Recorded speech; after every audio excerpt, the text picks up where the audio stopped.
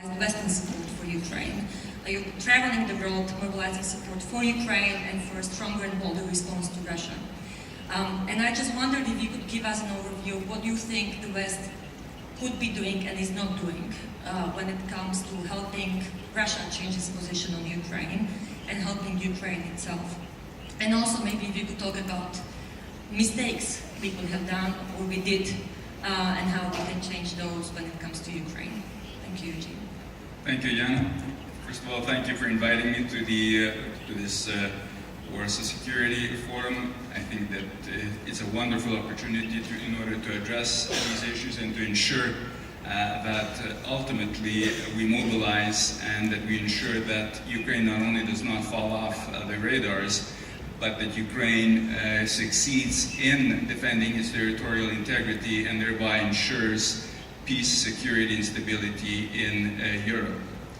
In terms of probably the biggest mistake that we have committed in addressing the issue of Russia's blatant violations of international agreements and of Ukraine's territorial integrity is that we have allowed President Putin to run with an agenda, and the West is reacting, constantly reacting, sometimes in a robust way, sometimes in a very weak way.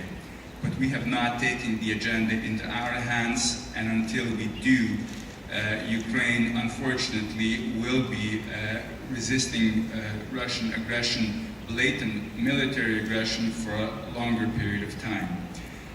Ultimately, Ukraine will succeed. Our forum should be a forum where we look at ways in order to ensure that Ukraine succeeds in the very near future. Since this war is going into its 5th year, since the beginning of the war, 11,000 Ukrainians have perished, over 25,000 have been injured. Ukraine has over 1,500,000 internally displaced persons. Ukraine has become, unfortunately, a territory that subjects 1.9 million people to land that is contaminated with mines. And since the beginning of the aggression, over 2,500 people have perished as a result of stepping on a mine, including 240 children. I think the statistics you have already seen in the video regarding the situation in Crimea, the fact that there are at least 68 political prisoners in Crimea and the Russian Federation, and over 110 hostages in the Donbass, are all compelling reasons for us to be addressing this issue in a much more strategic way and in a way that is not defeatist.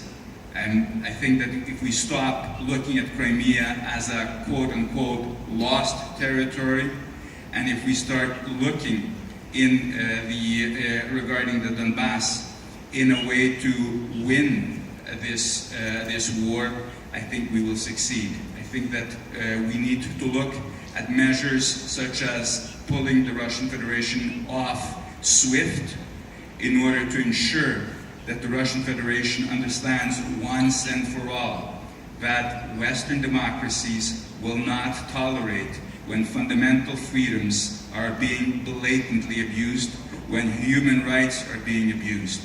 If we start addressing these issues with that perspective and not simply acting when we see increased aggression in the Sea of Azov, and the meek response from the West is that certainly justifies that we renew sanctions. In other words, for blatant increased aggression, we will simply renew sanctions.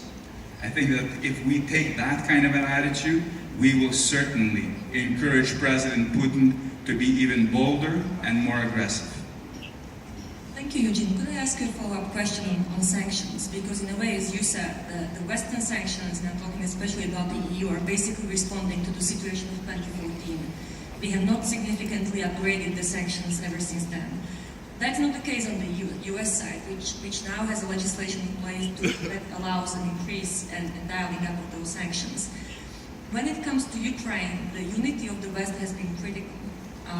do you now see with the contemplation of the new sanctions on the US side, including on Nord Stream 2, a rising possibility of disunity, or do you think that dialing up of the US sanctions would have what kind of an effect on the European side, and would it ultimately help Ukraine, and would it create more problems for it, as some argue?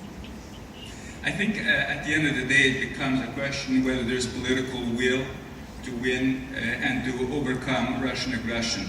And I think the US sanctions should inspire Europeans in the same direction. If we have that type of a reaction, I think that we can succeed in overcoming Russian aggression. If we take the opposite view and send to the Russian Federation mixed signals, when I say mixed signals, I'm talking about a renewal of sanctions while at the same time continuing with Nord Stream 2.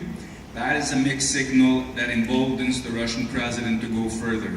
And I think that we have seen every time that the Russian president has seen any weakness in the Western response, any disunity, he has clearly become more aggressive. Thank you, Eugene. Let me move to Julia.